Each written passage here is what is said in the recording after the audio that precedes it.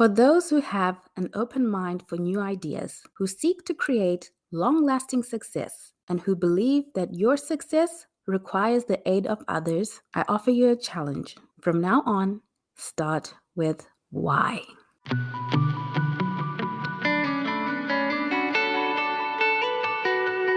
Welcome to Reinventing Perspectives, our Leaders Are Readers series, episode number 6. I cannot believe that we're 6 books in already. Wow. Well, for today's book, I already gave you a clue in that quote. Start with why. How Great Leaders Inspire Everyone to Take Action by Simon Sinek. If you are not living under a rock, you've heard of this book. And I know if you're listening, you definitely are not living under a rock. This has sold over 1 million copies. And Simon Sinek is a highly decorated speaker and a person who goes into organizations to help organizations discover their why again. So this is an absolute treat, especially for early entrepreneurs. Why? Okay, well, I'll tell you why. Simon Sinek says, knowing your why is foundational to building a business, is foundational to starting a movement, to spreading your thought leadership. So it doesn't matter what you are, a coach, a business strategist, a copywriter, a whatever your business is. He says that you need to start with why. So let me give you some context to this. Simon Sinek says that a lot of us make the mistake of always leading with what we do, whether you're just an entrepreneur with a small business or whether this is a corporation. We all make the mistake of leading with what we do. And he says that's a huge missed opportunity when you begin with what you do. Whenever you start with what you do, you commoditize yourself. So let's take the example of us as early entrepreneurs. Say you're networking, and at any networking event, you might find 10 life coaches. In fact, if it's a life coaching networking event, everybody's a life coach. You might find 15 of whatever it is that you do. So whenever you're asked, well, what do you do? And you begin by telling them, well, I'm a life coach or I'm whatever you are. Now that person is literally drowning you out because there are 15 of you who've just said you're life coaches, or there are 20 of you who have just said you are, in my case, business strategists. And a lot of times I know entrepreneurs were told we should begin by saying, I help so and so do blah, blah, blah by doing XYZ. And that's sort of the intro that we've sort of been taught about how to express who we are, whether that's on social media or in person. Now, if you think about it, that once again is kind of commoditizing ourselves. We're just beginning with what it is that we do. And Simon Sinek says, tell people why you do what you do. Because when you talk about why you do what you do, that's the only way that you can inspire someone to take action. And he says, when you begin with what you do, then that person has turned you into, some people talk about it as being a coffee bean. You've just made yourself so undifferentiated from everybody else. And that doesn't inspire. When you want to sell and you've turned yourself into a what? Into a commodity. To the person that you're selling to, they're now just thinking, well, how can I get the most out of this for the cheapest? And for small businesses, that is a recipe for one, burnout, and it's a recipe for absolutely resenting your clients. You want to inspire people. And when you inspire people, Simon Sinek gives the example of Apple. And he says with Apple, think about it. Are Apple computers so much more better than other computers? Probably not. Are Apple computers or iPods or whatever it is that they're the products that they provide, are they significantly better than all the other products out there? No, probably not. Well, then why is it that they've developed this sort of cultish following for people who buy Apple products? Why are people willing to spend hours in the middle of the night in the freezing cold and in the rain waiting for the newest Apple product to come out? He says the reason is Apple has managed to clearly express their why. What is Apple's why? He says Apple's why starts with their founders, Steve Jobs and Wozniak. He says that these two co-founders, they were in college. Their thing was sort of fighting power, the governments that hold power, the big companies that hold power, and wanting to put power in the hands of the individual. How to make the individual more powerful. So hello, iPhone, I individual, iPod, I individual. And they wanted to do things differently, to turn around the way that things are done, to disrupt, to go into industries and completely change the way that things are done while putting the power in the hands of the individual, of the I, right? So everyone who buys Apple products sort of identifies with that story. Simon Sinek says, when people understand your why, and your tribe is attracted to your why. They don't buy your products because of what you're selling. They buy your products because of themselves, because of the fact that they've taken your why and connected with it so much that that why is now theirs. So the person who buys Apple computers isn't because they love Apple, the company. It's because of what the Apple computer says about them. Well, I've gotten far ahead of myself, so I'm going to backtrack us a little bit.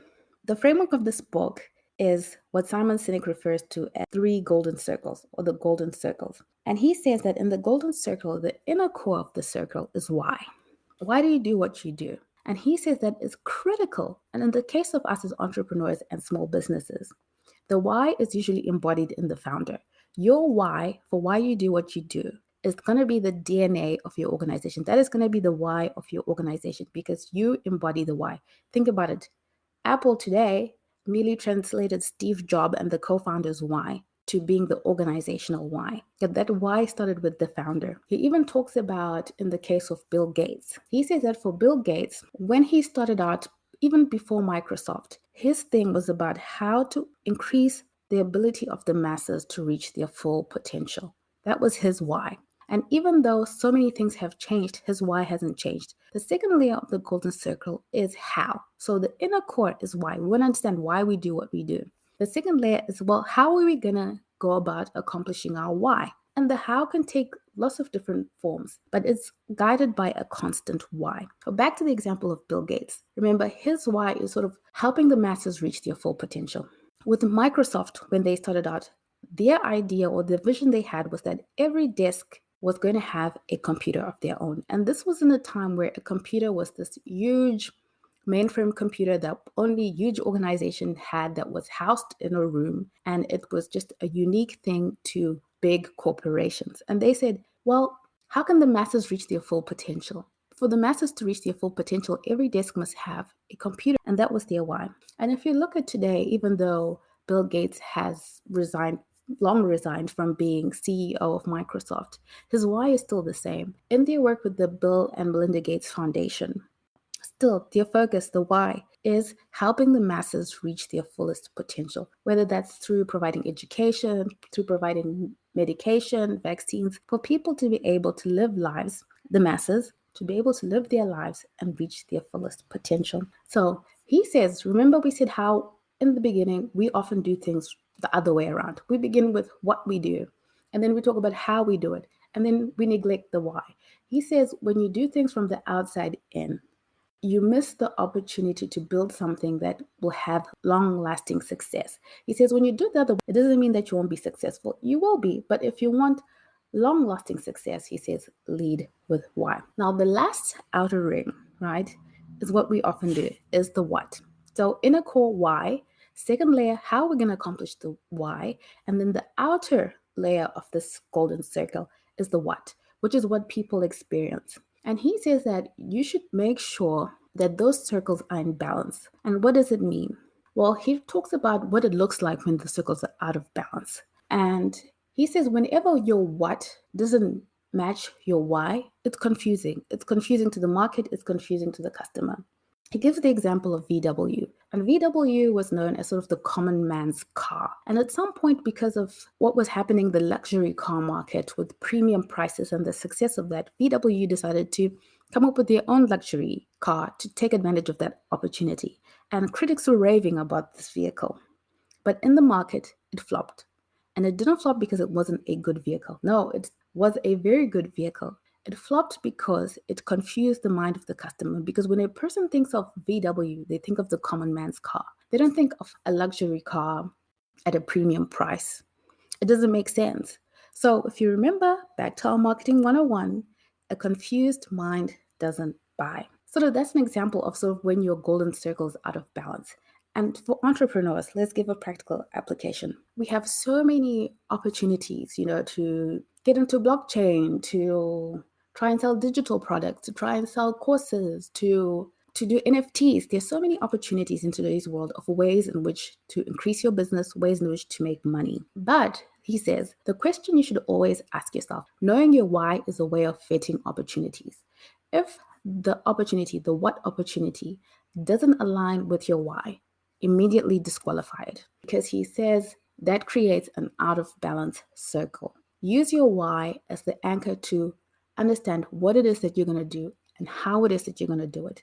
Because when that circle is in balance, you attract your tribe. Your tribe, remember, is interacting with the outer layer of the circle. You're not interacting with how you came up with the why or the processes and systems of the how.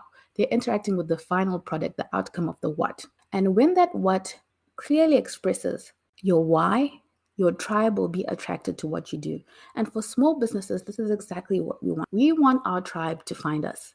And we want to over deliver in what we say we're going to do to our tribe so that they become loyal customers and they spread the word about what we do. They connect with that why and they've made that why their own. Now, but people will say, well, does that mean that I can't take advantage of opportunities that come that don't align with my why?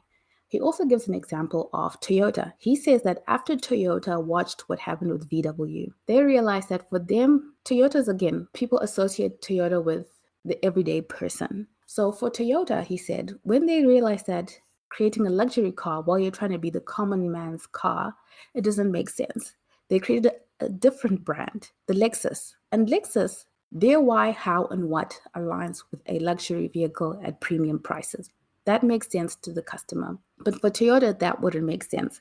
So I just thought I should answer that because I'm sure that entrepreneurs, you'll be thinking, well, so shouldn't I take advantage of opportunities? Make sure that your golden circle is in balance because you want it to be clear who you are, why you do what you do, so you can attract the people who would love to take on your cause with you. Now, as entrepreneurs, as we go out there networking, remember, people are going to ask you, what do you do? Don't lead with what you do. Lead with why you do what you do, and then mention what you do. When you're pitching clients for sales, begin with why you do what you do. Inspire before you go into what you do. On your marketing on social media, don't commoditize yourself. Lead with why you do what you do because your why is your biggest differentiator and it allows you to connect. Now, another example that Simon Sinek gives in the book, he talks about Southwest Airlines. Founders of Southwest Airlines started this company at a time when people associated flying with people wearing suits and that flying was sort of this thing that was not accessible to the everyday person. It was for people who had a lot of money. And their vision was that everybody should have an opportunity to fly. And because that was their why, making it so that every person can go wherever they want to go, they had to make decisions that aligned with that why. So, for example, when other airlines were trying to make things a little bit more comfortable as a way to compete, when they were trying to add extras to differentiate themselves, Southwest Airlines was not doing that. Why? Because that was not in alignment with their why. Their why is to make it as cheap as possible so that the everyday person can be able to fly. And the everyday person who understands why Southwest Airlines does what they do will always choose Southwest Airlines over other airlines because it's the airline that's fought for the common person to fly. If you find that you're getting tired of your business, Simon Sinek says, go back and understand if you've kind of gotten misaligned with your why. Because if you're aligned with your why, you inspire yourself, you inspire the people who work with you, you inspire the people who work for you, and ultimately you inspire your final customer. Well, as always, there's a write-up on the website. It's free, it's for you. Go to www.reinventingperspectives.com, sign up and get that free write-up and begin to operate from your why. This is very, very powerful. This book has sold millions for a reason. Corporations are having trainings on this book for a reason. This is a massive differentiator that you can have in the market as an entrepreneur, as a small business. Understand your why, have clarity around your why, and communicate your why effectively.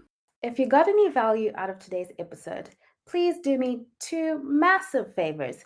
One, please share it with someone that you know would benefit from this information. And secondly, please leave us a review in your podcast listening app. This will help us grow the show and get bigger and bigger guests that will benefit you even more. Thank you so much for that. I absolutely value your time.